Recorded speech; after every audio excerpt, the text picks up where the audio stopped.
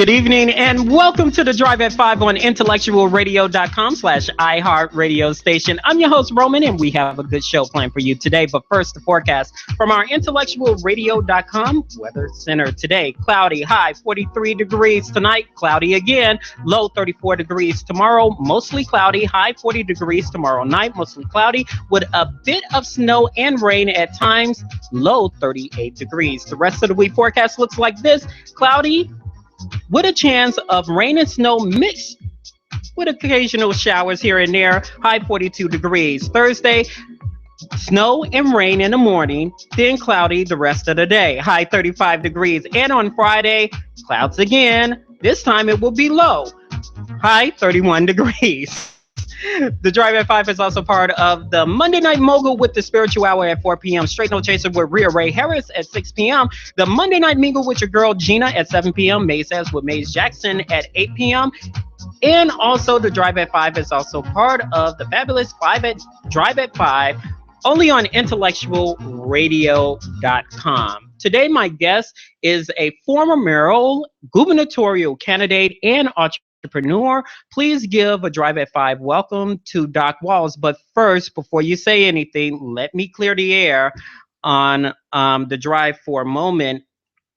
I want to announce this because as soon as I post this on my Facebook page and across, it was some back and forth banter. So I want to clear the air before we start the show. Doc and I are friends, and I contacted Doc to come on the show. He actually was like, "No, I'm doing good," but I urged him to come to regarding perspective about Chicago violence politics and what he see our leadership is taking the direction in 2012. The same invitation also went out to former mayoral candidate Willie Wilson and Chuy Garcia. Both of them have declined to give their perspective of what's going on, including what they think of the job that and you're doing. However, William Doc Walls graciously accepted our invitation out of a lot of convincing to come back on the Drive at 5. On that note, we welcome William Doc Walls to the Drive. It didn't take a whole lot of convincing. It was just a scheduling thing. No, it's always a pleasure, Roman. Glad to be here. Now, according to the Chicago Tribune Crime in Chicagoland website, states as of 3 p.m. today, 44 homicides in counting, shooting victims 233 and counting in the new year. My question, like I start all my questions, what is going on in Chicago streets? Is there a gang war going on? And how we're going to curb this problem? No, there's no gang war going on in the city of Chicago. The first problem is the moniker black on black crime. When you don't solve crimes and don't arrest people, you can't say that the perpetrators were black. There is no factual basis for saying it was black on black crime. They don't say white on white crime every time somebody in a white community gets killed. So when you label crime, you make it possible for people to say, well, those people deserve that. It's not fair. So the truth is, Lil Ray Ray is not committing all of these crimes. There are some people who are killing people in the black community. And these people avoid the cameras. They're never seen. There are cameras everywhere. They're never seen.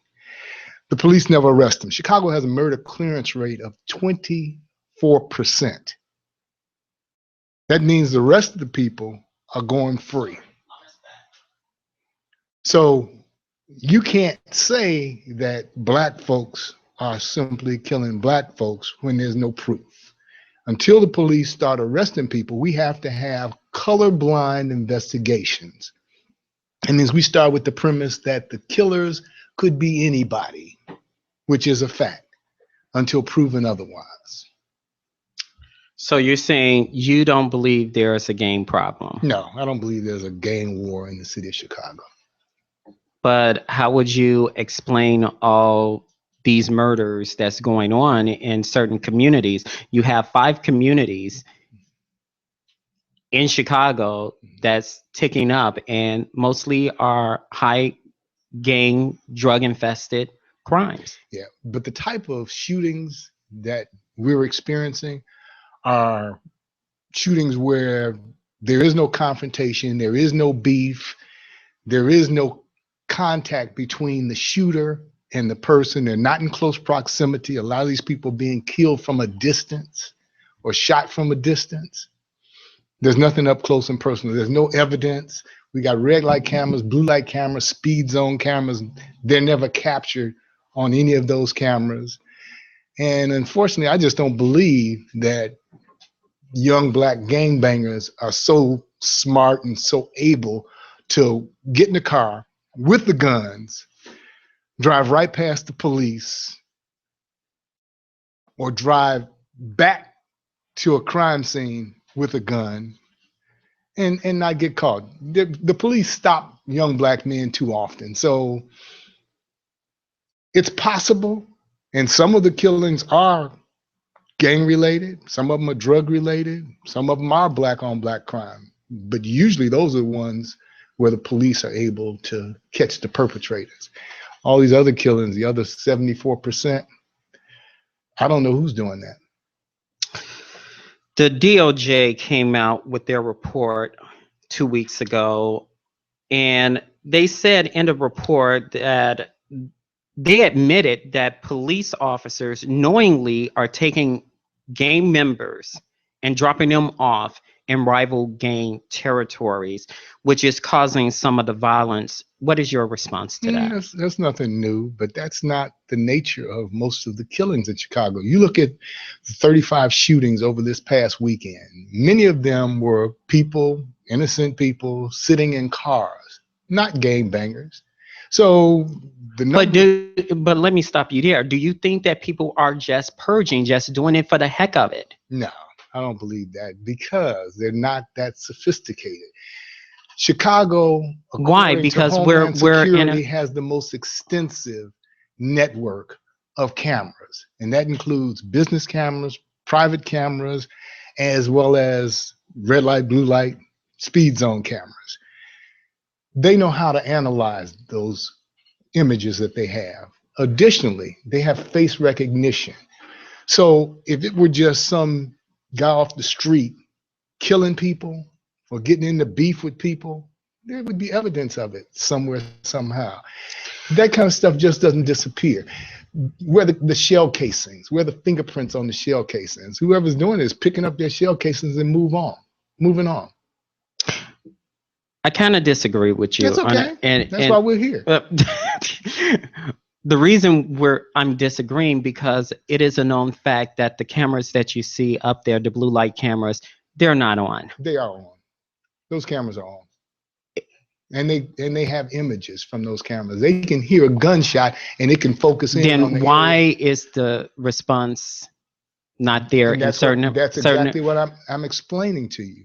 Because it is a known fact in certain neighborhoods, including reports and investigation reports, that the blue light is just flashing. Okay. They're not just, it's not on. And so what about all the business cameras, like the Burger King camera with the Laquan McDonald shooting that the police went in and erased? Roman, if you believe that they have all of these cameras and that they're dummy cameras, I've got a whole nother spin to sell you. That's not the case. They solve the crimes that they want to solve, high profile crimes. Like when Congressman Davis's grandson was killed, that was solved instantly. Like when Dwayne Wade's cousin was killed, that was solved instantly. They solve the crimes that they want to solve. And it's especially those crimes that involve people who are in contact or in conflict with the person that ended up victimized. What I'm simply saying to you is just look at the record, look at the number of arrests. So you'll hear about 35 shootings, one arrest? Those numbers don't make sense. They don't add up. And then they quickly say, oh, it was black on black crime. Prove it. Don't just label it black on black crime. Show me a black shooter. Just because the victim was black doesn't mean it was automatically black. But see, that's the problem. We bought into that rather than challenging that and forcing them to investigate on a colorblind basis. Around the country, the murder clearance rate is 68%. And that includes very unsophisticated police departments who don't rely on snitches. They rely on modern technology and modern investigation. And Chicago Police Department has the most sophisticated camera system, network of cameras in the world. And that's according to Homeland Security. But they don't use that to solve crimes. Period. You just said that you thought that these were dummy cameras. They're not dummy cameras. Those cameras are on. Taxpayers pay for that. So what you're saying is these cameras, they show, they listen, and basically when they see people congregating around these blue light cameras, they see everything. The police doesn't want to do anything. So you're saying that basically if they want to solve something, they can solve something. If not, they just don't want to be bothered with it. I'm saying a couple of things. I'm saying that in many of these instances, you have very sophisticated shooters who know their way around, who know how to avoid being seen and know how to avoid detection. It's systematic. All of these shootings aren't random shootings. If they were random, the police would solve these shootings, but they're not arresting anybody. And do you think there's a reason for that? Yeah, there are a couple of reasons. Even Superintendent Johnson said that he thought that a lot of his police officers were standing down since the Laquan McDonald situation and not as aggressively pursuing investigations as they should be. I didn't say that. He said that.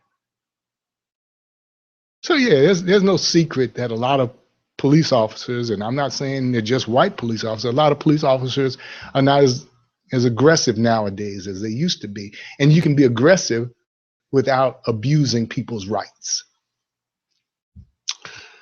Speaking of Eddie Johnson, according to CBS 2, Chicago Police Superintendent Eddie Johnson admitted in a community meeting over the weekend there is racism within the Chicago Police Department. He failed to give a plan in order to solve the problem, meaning there are racist cops in the Chicago Police Department. He's aware of it now, but there's no plan to get rid of it or to curb that problem. What are your thoughts on that? You know, the Chicago Police Department, we have to improve the policies, practices, the procedures, the equipment, the training, the deployment, the response time, and the overall performance.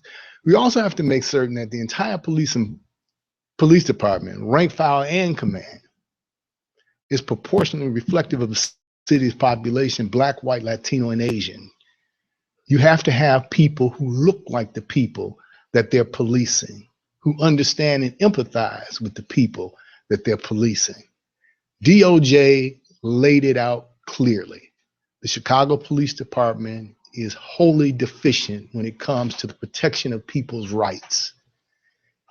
They are not fair and balanced when it comes to response time in certain communities, or when it comes to filing the report of pursuing investigation immediately. With shots fired, they said there's often a 34-minute delay before Chicago police officers report that the police officer discharged his gun. They might report that someone fired at the police instantly, but it might be 34 minutes before they report that the police officer returned fire. And that means that gives them an opportunity to get their story together. And DOJ was real clear on that. Department of Justice was real clear.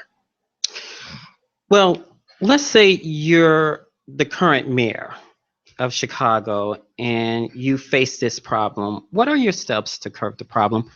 First thing, of violence and also the racist Chicago Police Department? First thing you have to do is declare a state of emergency, and that does not mean bringing in the National Guard. I would never suggest bringing in the National Guard into the city of Chicago, because they would hamper the way of life of average citizens, working citizens, like stop and frisk.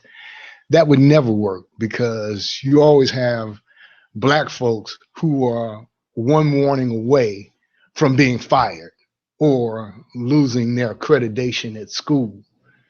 And police delaying them and stopping them from getting where they're going is not the answer. That would disrupt way of life. But what you have to do is you have to suspend the leaves of police officers, furloughs, get all hands on deck. You have to stop police officers from doing things like writing parking tickets rather than pursuing criminals.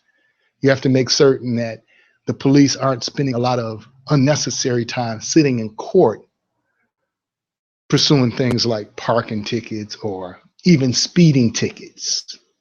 With modern technology, you can resolve those things. Most importantly, you have to synchronize dashboard and body cams so that everything that the police are doing is recorded. There has to be transparency. So those are some of the major things that need to happen in the city of Chicago. But most importantly, you have to have presence.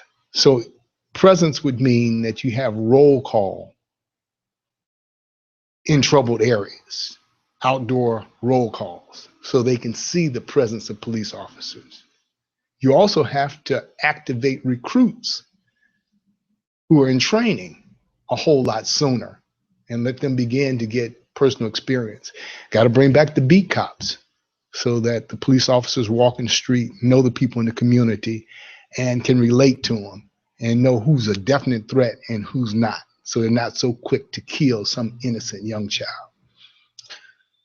No offense, but each and every time people say we got the state of emergency, it's like the flashing light, woo, woo, woo, woo, state of emergency, state of emergency. But what is the plan? It's like, okay, I hear you out, but then again, it's not conveying to the community. Mm-hmm. You're saying the beat cop. Okay, we used to have caps. I don't like caps. Why? Because caps is just an opportunity for people to come and vent. There's no action, no real action that comes from caps. So now you said, what's the plan? More specifically, the plan is to have presence of police officers on the streets. For example, I don't believe that police officers should just get in their car and ride around aimlessly.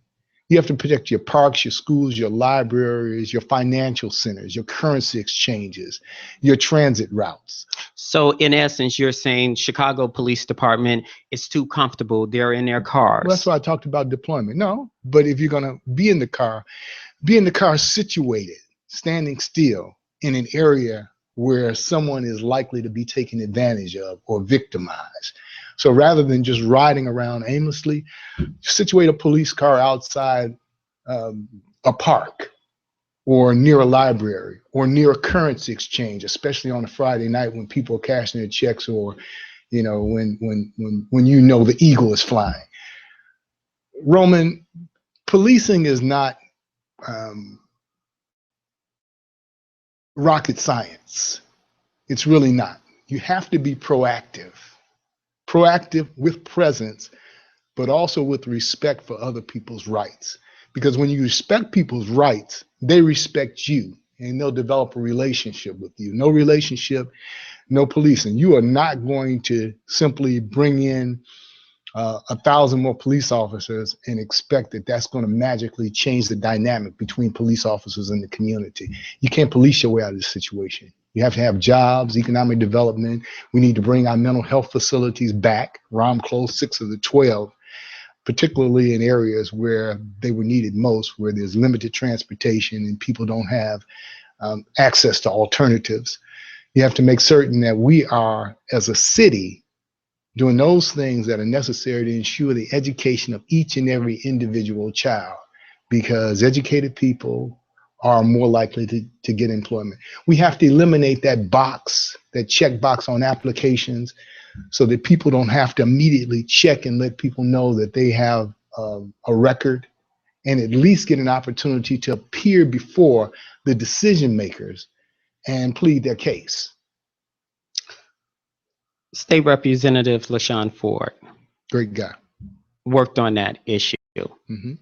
Got shot down Mm-hmm. several times. But you don't stop. It's certainly unpopular. People want a reason to disqualify young Black men who have been in contact with the authorities. But what young Black man hasn't been? And if you have stop and frisk, every one of them will be. You have a group of frustrated people who don't have a whole lot of options, don't have a whole lot of social skills.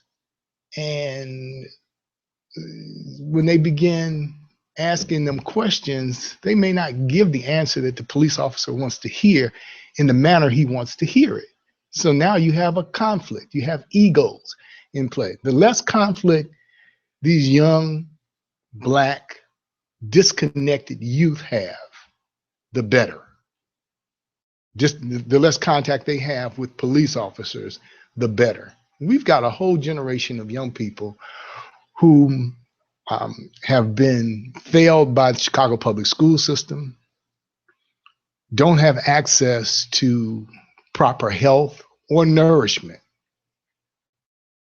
They don't have the resources of the park district available to them. Libraries don't have the technology that they need to be able to go in and spend time communicating with people and sending out their resumes and those kinds of things. So we have to do what's necessary to protect them. Why is that important? Because many of them are young parents.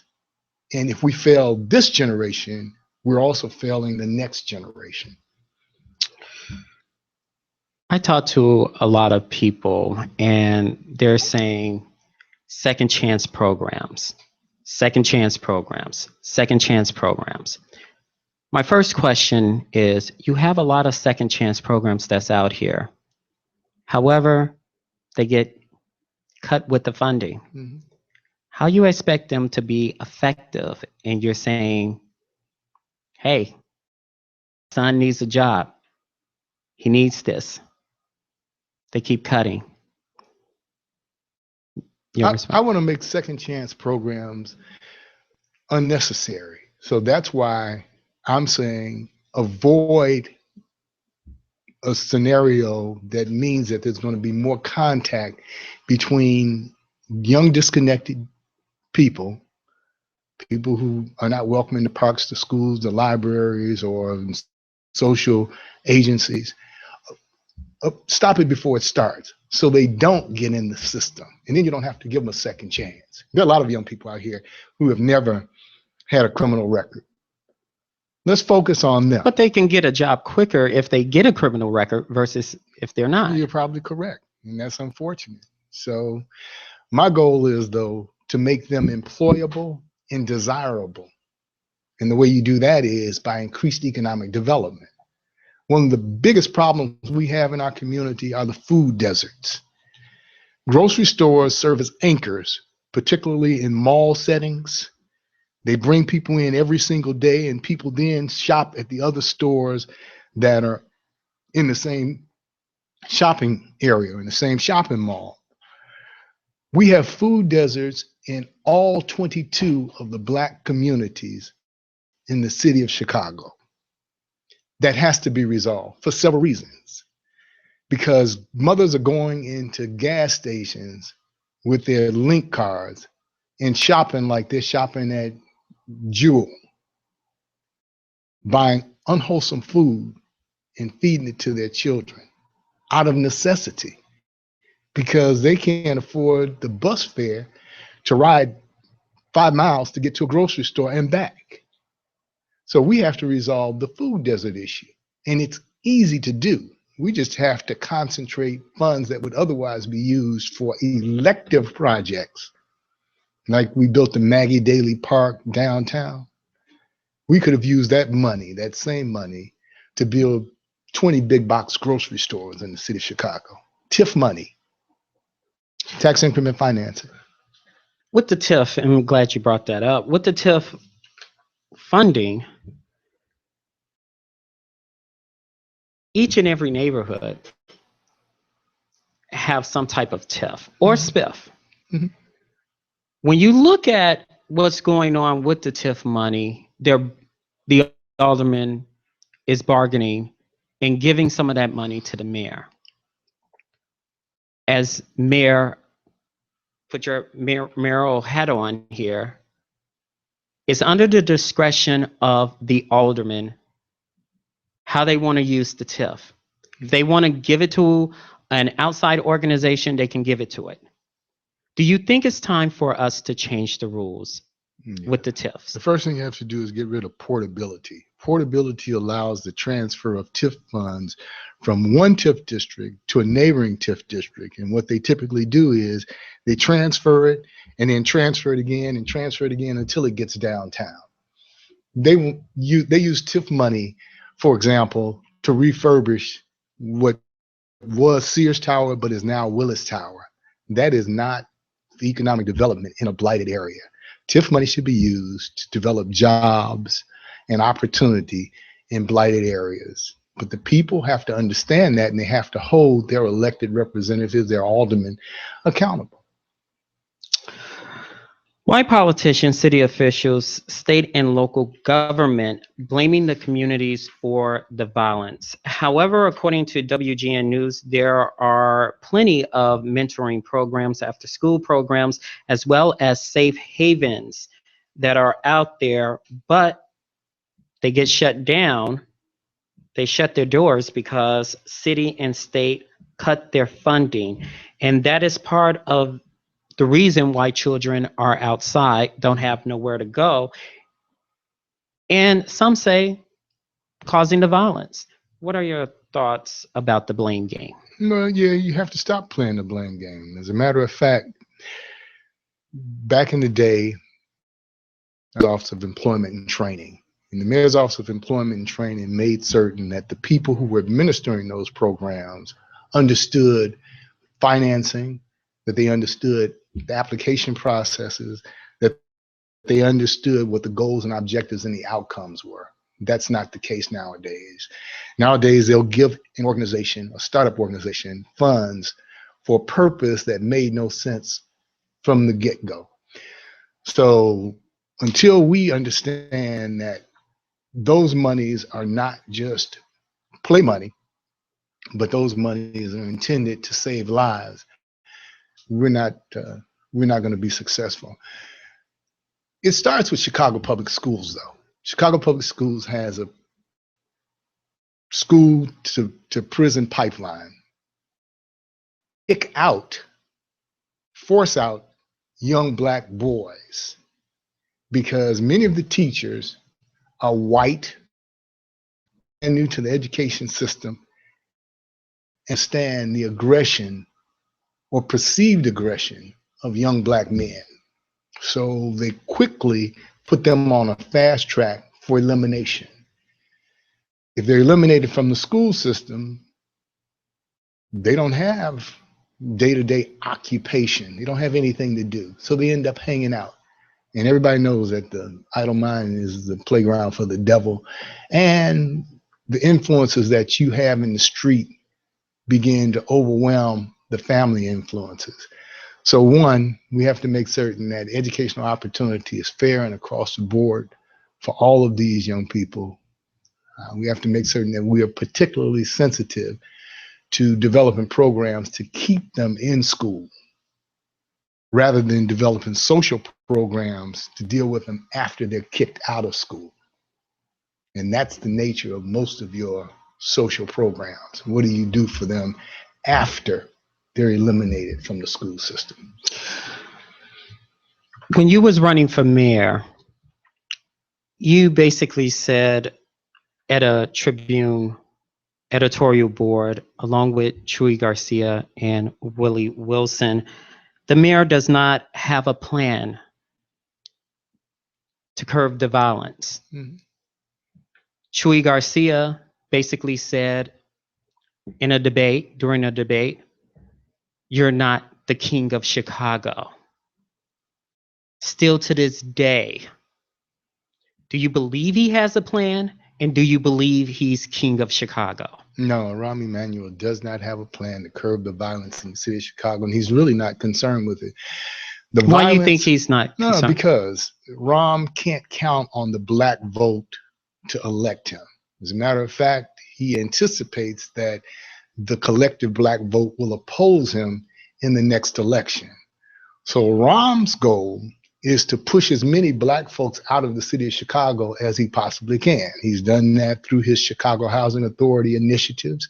He's done that by allowing the violence to fester in the city of Chicago, because when you have a mayor who covers up a shooting like the Laquan McDonald shooting and hides Van Dyke inside the police department so that he's not prosecuted until after the election, he sends a signal to police officers that cover-ups are okay. With cover-ups, you have continued in perpetuating violence in a city like the city of Chicago, and people begin to feel unsafe. And next thing you hear people saying is, I'm moving away from here as quick as I can because I want my children to be able to grow up, or I want to be able to breathe free. So Rahm does not have a plan to end black violence in the city of Chicago, and it may be intentional because he does want to get rid of the black population. He's also now moving towards getting rid of the Latino population. When Rahm went to meet with Donald Trump, he went there to save himself. Rahm went there to say, look, Barack Obama has provided me some protection from federal prosecution. I want you to provide me that same protection because I am vulnerable. And in exchange, I will eliminate the sanctuary city status. You can expect that. What is That's the important. sanctuary? That's important. Sanctuary city means that the city of Chicago will not cooperate with ICE or with INS, Customs Enforcement, or with Immigration Naturalization Services. They won't cooperate with them, meaning they won't stop a person for a traffic violation, determining that they are an illegal immigrant, and then turn them over to the feds. They catch and release. Same thing with the county. When the feds come and there's a detainee in county jail, the feds want access to that detainee who may be an illegal immigrant. The county won't cooperate with them. So that gives them sanctuary. It allows them to feel comfortable. It allows them to grow their family, to get education for their children, to avail themselves to city services. That's not good for Donald Trump. And now it's not good for Rahm Emanuel. It's not good for Rahm Emanuel because he would like to have those persons moved out of the city. You know, Chewy's election or Chewy's run was an example of that, or the success Chewy experienced, particularly in the Latino community, was an example of that. And for Trump wants Latinos, particularly Mexicans, out of the entire country. And the way to do that is to be able to go in to these cities and catch them where they live. Breaking news that the city of Chicago is now asking people who work in the city, you can have free housing here in the city of Chicago, vacant housing, vacant apartments. You can have that free of charge. Is that part of the reason? I don't know what it means when they say free of charge, but yeah, Rahm wants a whiter Chicago. And there's no secret that most of the workforce in the city of Chicago is disproportionately white. So yeah, he wants for them to live in the city of Chicago. When we come back, we'll talk about national politics on the Drive at 5 on IntellectualRadio.com.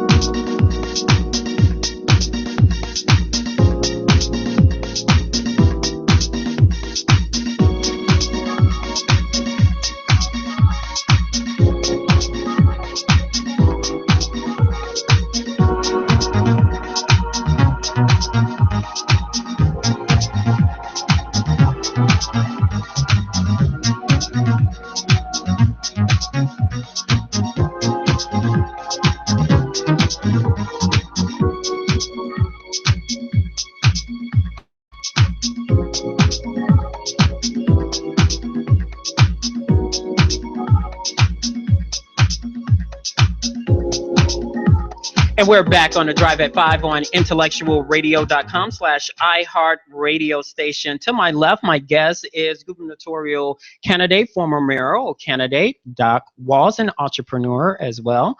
Now, a lot of people say you've been hidden. You've been under a rock. Okay. I'm pretty visible. I spend a lot of time on Facebook and a lot of time dealing with national issues. I'm a businessman. I mean, we do television production. My company is agsnack.com. You can go online and find us. We do web development, search engine optimization, social media optimization. We do production, television production, film production all over the country. So I'm busy. I do legal consulting for a lot of your A-list celebrities in Hollywood. Do their contracts, their deal memos. Name some of the celebrities. Kevin Hart is one. Sylvester Stallone is another. Ashton Kutcher, Gary Owen. Yeah, list goes on and on.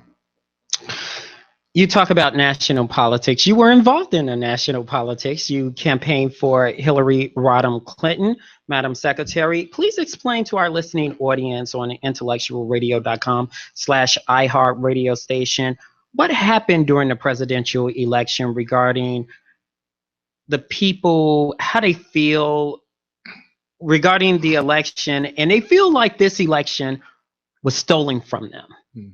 Explain. Yeah, once upon a time, I was John Kerry's main surrogate here in Illinois as well when he ran for president. Yeah, people are frustrated, and that showed in the Women's March on Saturday. Women made it clear that they are not going to sit idly by and let a president like Donald Trump say that he's going to punish women for having abortions, for example. Now, so we have full disclaimer.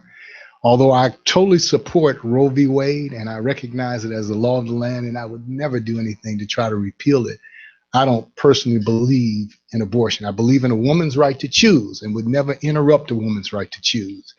But the problem that I have with abortion is they kill so many black babies, 1,500 every day. That thwarts our population. I believe that we should have a society where no mother feels like that needs to be a choice, where every child will be taken care of no matter what. And I believe we could do that if we had a will to do that. So women went out and they marched for women's rights. They marched for equal pay. They marched for equal treatment. They marched for abortion rights, among other things. Well premised. Here in the city of Chicago, you have 500,000 women show up, 500,000 women. In Los Angeles, 750,000 women showed up. You had a multitude of women who showed up in Washington, D.C. People are sick and tired of politicians and a system that doesn't respect their rights, whether it's Black Lives Matter or women's rights and women's lives matter. So people are becoming more and more active. And that's a good thing. The Donald Trump election was stolen, pure and simple. There is no way in the world that Donald Trump won Florida.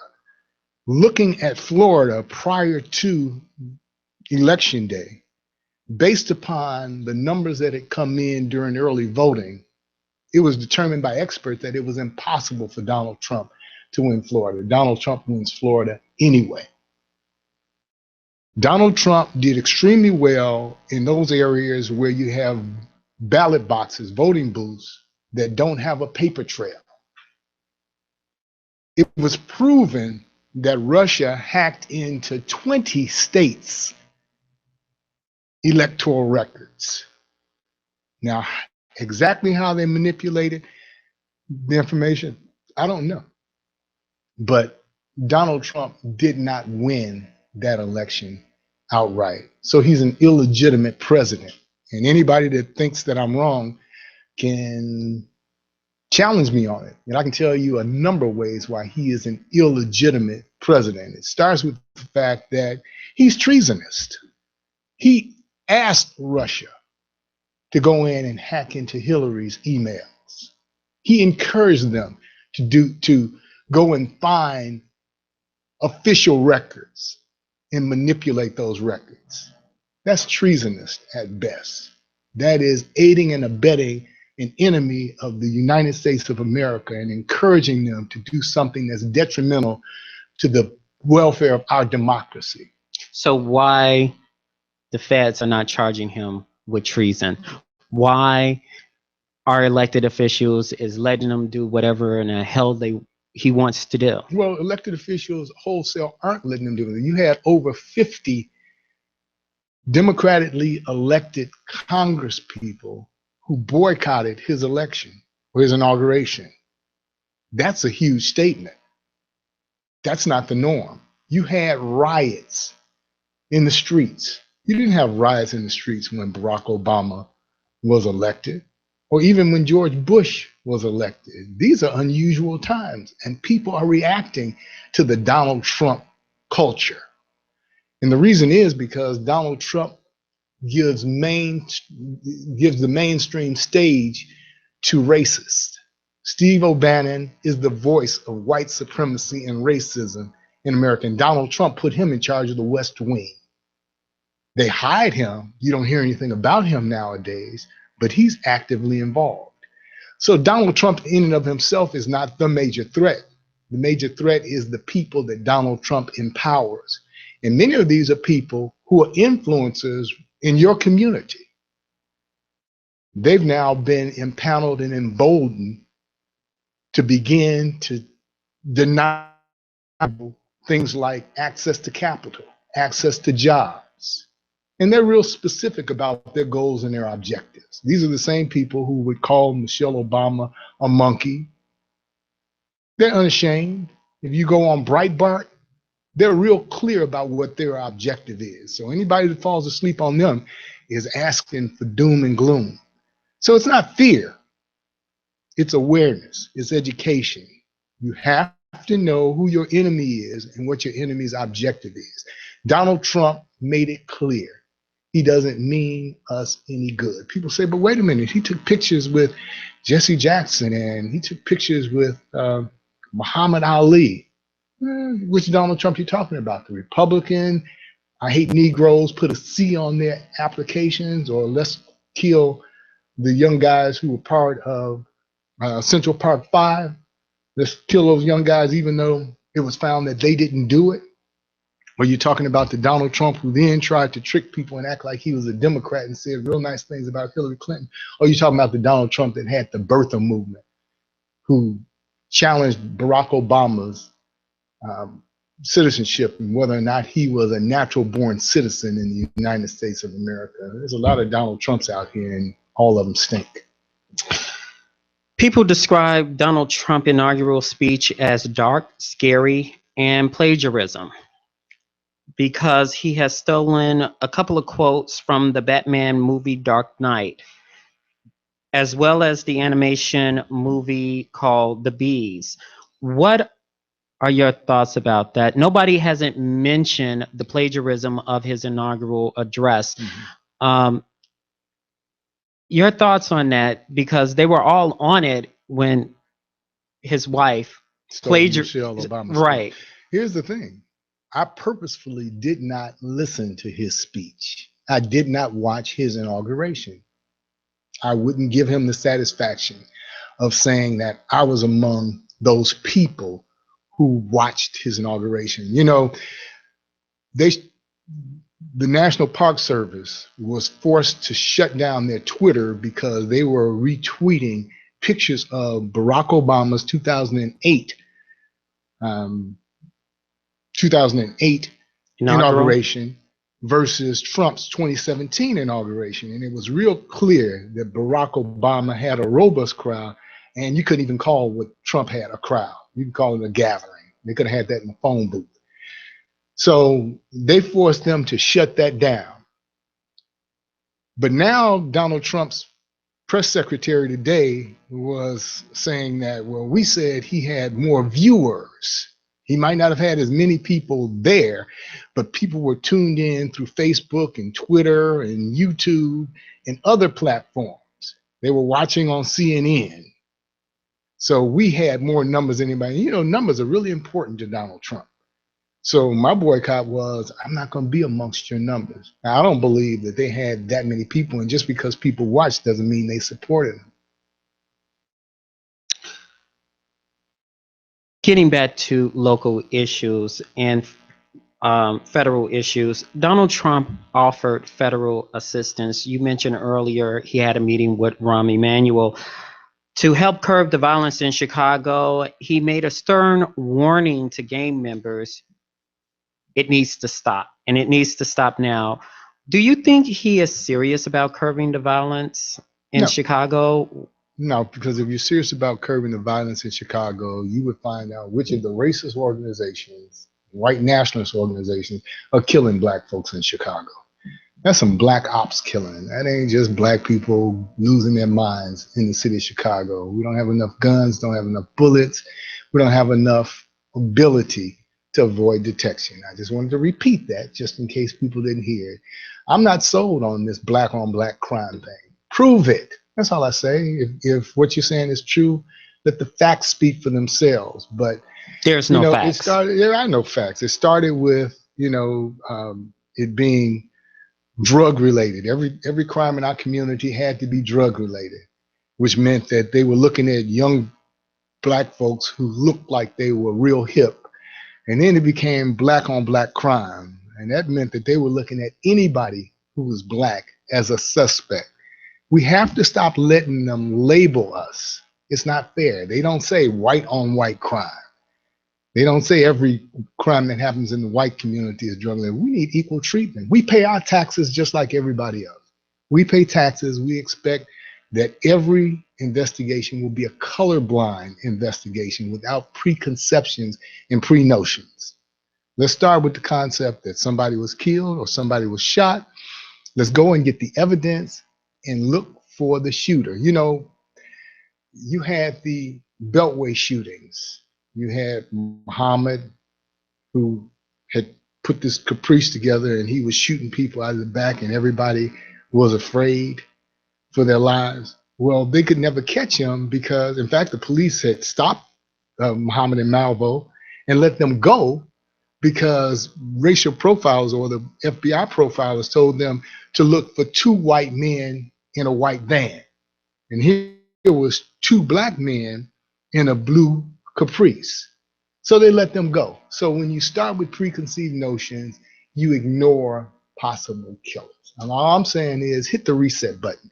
What they've done already has not worked. Let's start again with an understanding that we're not going to presume anything. We're going to go in and get the facts and then investigate based upon the facts, not preconceived notions.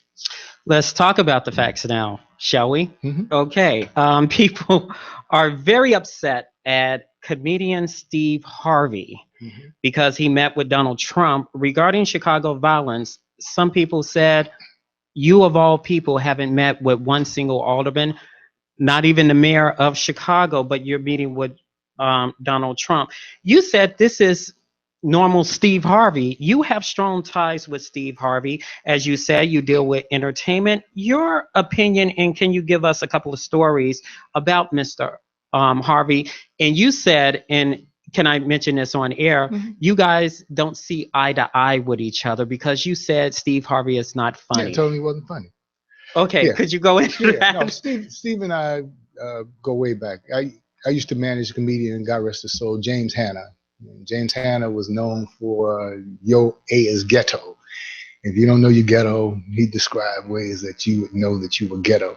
And that was James' best bit. But I set it up for James to go and open for Steve in North Carolina because a club owner owed me a favor, and he called me and let me know Steve was coming in and asked me who I wanted to open. So I sent James in, knowing that Steve would see James and see the wisdom and the writing ability of this sharp young comedian from Chicago, James Hanna. He died a couple of years ago in Dallas of a heart attack. And that Steve would want him to come and write for him because Steve had just gotten the green light on his first Steve Harvey television show, one where he was a teacher. And it worked just like we thought. And so I negotiated the best deal of any non-network writer for James Hanna to write on the Steve Harvey show. So I was dual residential at that time, LA and Chicago. So I spent just about every day on set there at the Steve Harvey show. And Steve and I would hang out and eat lunch together every day, and his manager, Juan. And just frankly, I explained to Steve, you're not funny. Because, I used to manage Bernie Mac. I was Bernie's first manager and then Bernie's tour manager. Traveled all across the country with Bernie and, helped to develop the whole Def Comedy Jam era. So if you meet guys like DR and those guys, they'll tell you Doc was the very first tour manager that any of us ever saw. And he taught us a lot. DR wanted me to manage him. I ultimately ended up managing about 22 of your top Def Jam comedians.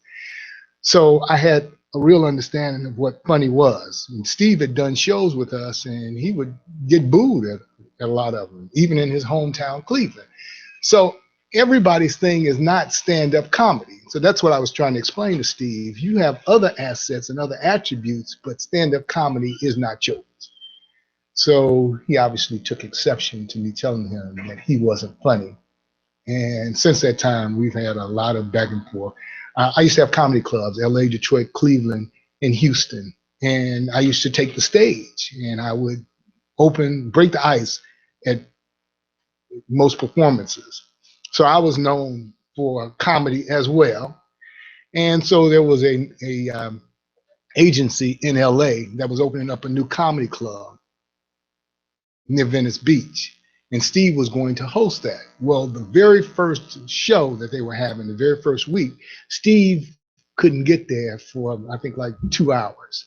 So they asked me if I would come and open it up in place of Steve and then, turn it over to him when he got there. So by the time Steve got there, I had the crowd rocking because I used to do a thing where I'd say, when I say yakety yak, y'all say yakety yak, yak, yak. I say yakety yak, they say yakety yak, yak, yak. And we tear the house down. So Steve comes in and he gets up, I give him a glowing turnover introduction. And Steve gets up there and say, y'all sitting up here with Doc and he got y'all doing yakety yak, yak, yak. Doc ain't no comedian. Steve, you ain't funny. So anyway, as regards this whole thing with Donald Trump,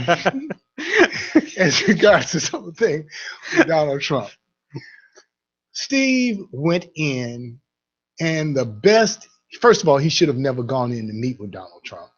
The best Steve could do was talk about more public housing for poor Black folks. That just played in everything that Donald Trump had said about Black folks during the course of the campaign. He belittled us, made it seem like we have no intellect and have no ability.